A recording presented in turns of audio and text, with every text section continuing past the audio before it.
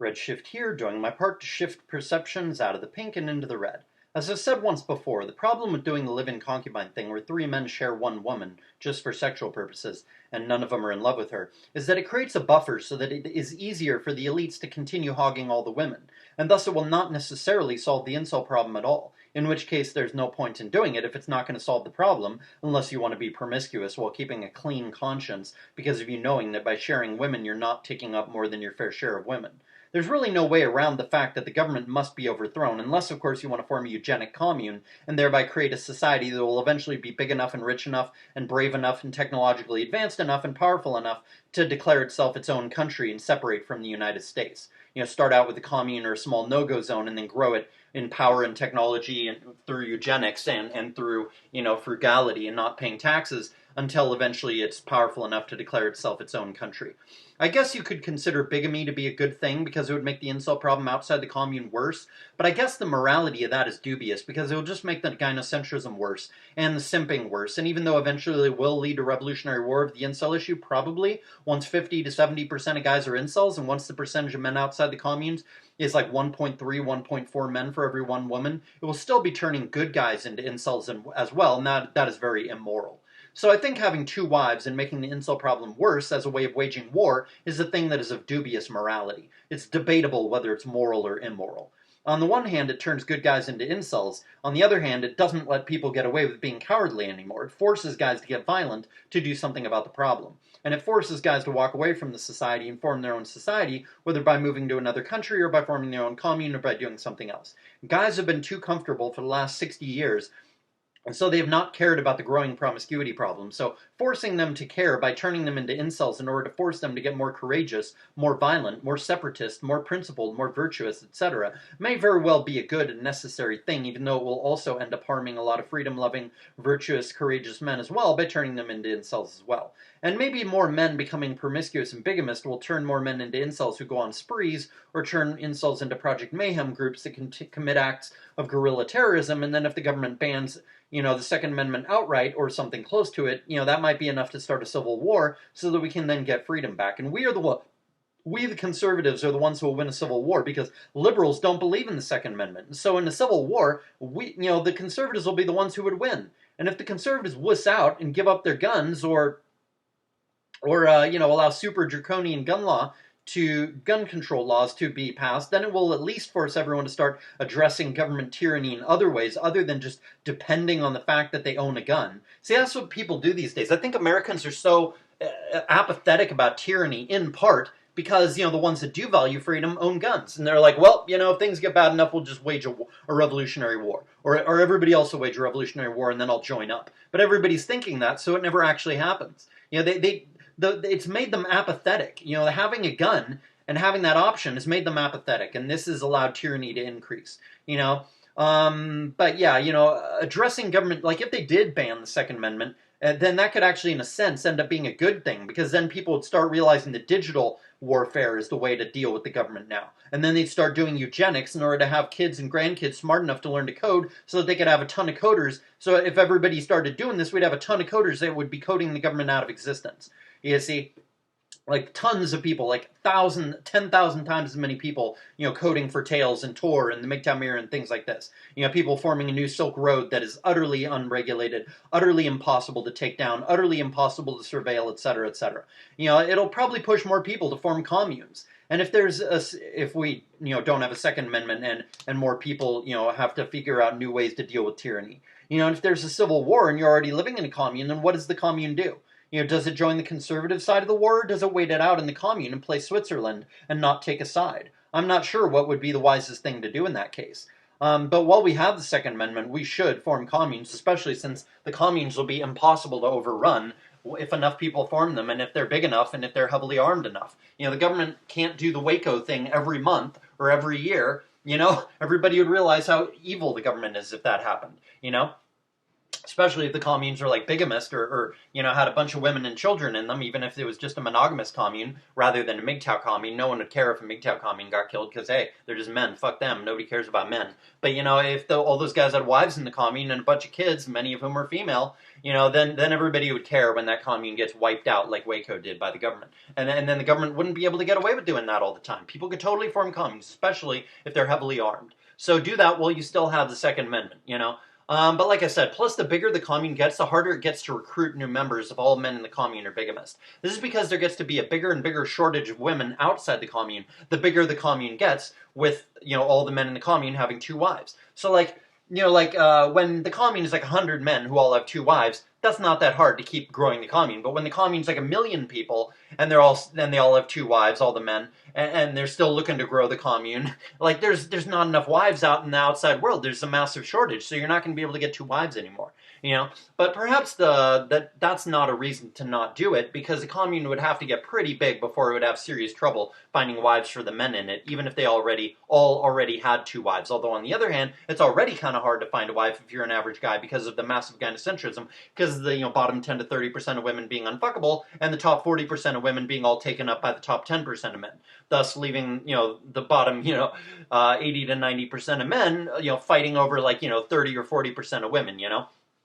Maybe 50% of women, but still, way more men pursuing women than there are women, And if women finally realize and want to settle down with a husband at the age of 30 or 35, she's on the verge of losing her looks. So any guy with common sense is not going to go for her. You know what I mean? So that creates an even worse gynocentrism problem. Women are, using up their whole beauty, and then guys don't want them anymore, because the only time they're settling down with the middle class guys is when they're already losing their looks. And guys with middle class, 5 out of 10 guys who, are in that situation of a 30 or 35-year-old woman wanting to marry him, if he has any brains or common sense or self-respect, he'll be like, fuck that, no, I want a woman in her early 20s. I'm not going to take care of you for the rest of your life when I only get 1 more year of you being beautiful, and then you get ugly. Fuck that, I want to have at least 10 years, if not 15 or 20 years of my wife being beautiful, I think the pointlessness of having 2 wives, unless you're going to have 20 or more kids, is the main reason to not have 2 wives. Plus, that's just more mouths to feed and fewer people earning more money for the commune. Meaning, another extra wife is just another mouth to feed. It's cheaper for each man to have 1 wife than 2 wives. Unless you're going to be having more than 20 kids. Then you do need more than 1 wife. If you're going to have more than 20 kids, you need more than 1 wife. If you're going to be having 20 kids or less, let's say 15, especially if you're going to be having 15 kids or less, then you only need 1 wife. And plus, it keeps the costs low in the commune, and this is important, right? And an important part of keeping costs low is for each man in the commune to only have 1 wife. Especially since most men are not going to be having anywhere near that many wives. I mean, not wives, kids. Most men are not going to be having anywhere near 15 or 20 kids. So, a wife is a significant percentage. If you're just having 4 to 6 kids, another mouth to feed, that's a good, 15% or so extra in cost, having another mouth to feed by having a second wife. That's a lot of extra cost. You want to keep costs low. That's the whole point of having a commune. And now I want to mention a propagandist commercial. There's this Walmart commercial. I made a voice recorder note around Halloween when I saw this commercial, but I didn't get around to making a script out of, putting this down in a script until now. But there's this Walmart commercial that was playing during, before Halloween or right after Halloween or whatever. And some young girls are sitting across from a table of some young boys. I don't know, maybe they're 8 years old or something. I'm not great at judging ages. But she's offering this huge Hershey's bar, right? And then the boys offer a little bit of candy, and she rebuffs their offer because their offer was too small. And then the boys offer more candy, and then the girl confers with the other girls, and then they agree to the trade.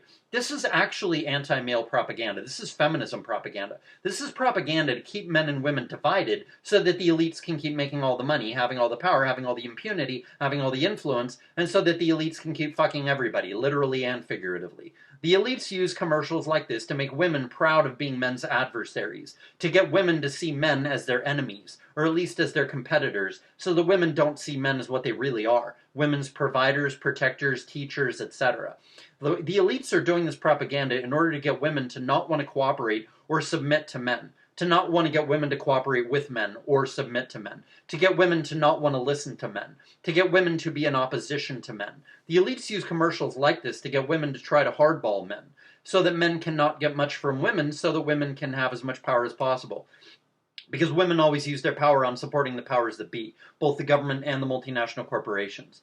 Commercials like this give women the idea that men are predatory, patriarchal assholes who want to take advantage of women, who are wanting to lowball women and get as much from women as possible while giving as little as possible, and that women should not let men get away with this. This encourages women to be cynical about men, entitled as to what they deserve from men, ungrateful about what men do provide women with, competitive against men, etc. Commercials like this are very subtle, but they're very sinister. Most people don't have any idea how sinister these kinds of commercials are. And these commercials are dishonest because men love women and do everything for women. Men don't lowball women. Men do what is best for women, even if that means preventing her from wasting money and she thinks he's being stingy when really he's doing what's best for them in their old age so they'll have enough money to retire. You know, men provide for women, love women, wisely guide women, etc. The only thing that men want from women that is sort of selfish and that is not in the best interest of women, not that it's in her worst interest, it doesn't hurt her, but it's not for her own good, is sex. You know, men want sex. Men want sex more than women want sex, and so women are incentivized to have sex with their boyfriend more often than she would otherwise want to. So yeah, men's, wanting sex from women is sort of selfish, but other than that, but it doesn't hurt her. Oh, she gets to lay there and be bored. That's so horrible. You know what I mean? But he provides for her and does all this other stuff for her, so it's a fair trade. He provides for her, she gives him sex. And it's not like it hurts her, or costs her money, or wastes her time, or ruins her health to have sex with him, more sex with him than she'd want. I mean, I guess it does waste a little bit of her time, but, not much, and it's harmless, and he needs it, and so there's nothing bad about him needing sex more than she needs it. Commercials like this imply that men don't use their money to provide for women, which is a total lie. Like some MGTOW men have said, for thousands of years, guys have been doing almost nothing but take care of women.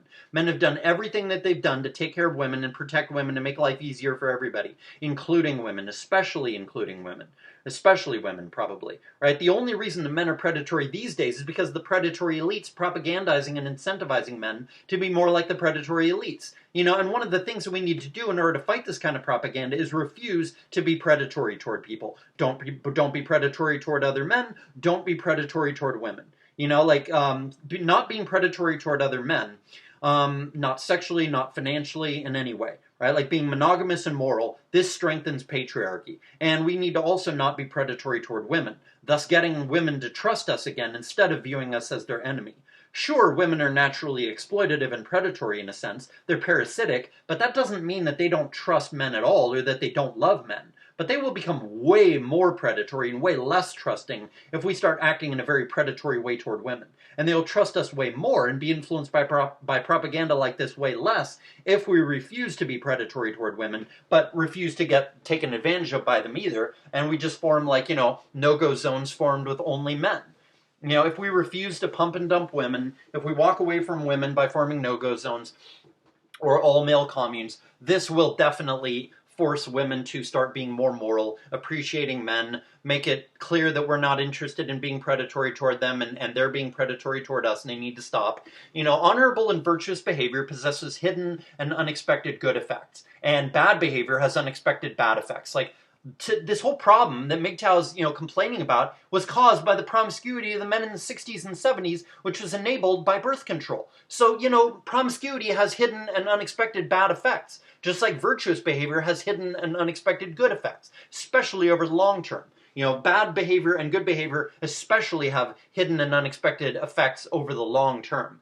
Selfish behavior, even when justified, usually has bad long-term effects, even many unexpected bad effects. The only reason the sheeple are stupid is because the elites have brainwashed them to be stupid with many decades of propaganda. And the only reason that men are dishonorable these days is because the elites have financially impoverished men and thereby incentivized non-virtue in order to survive, as well as propagandizing men to be evil. But the ones who are truly evil are the elites. The elites are infernal predators. They're also pompous fartbags to be punctured with hollow points. And they're evil ghastly spirits scattered to the four winds, and their bodies sent back to the ground where it can actually do some good.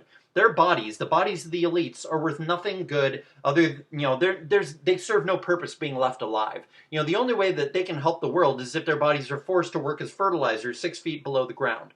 These people are wicked monsters. These people at the top of society, people like, Jamie Blankfein and George Bush and all these people, they are absolute scumbags, They are nothing more than ghastly parodies of human beings, and we need to send them as close to hell as they're ever going to get. That is 6 feet under the ground. This has been Redshift, Peace Trucks for Elites.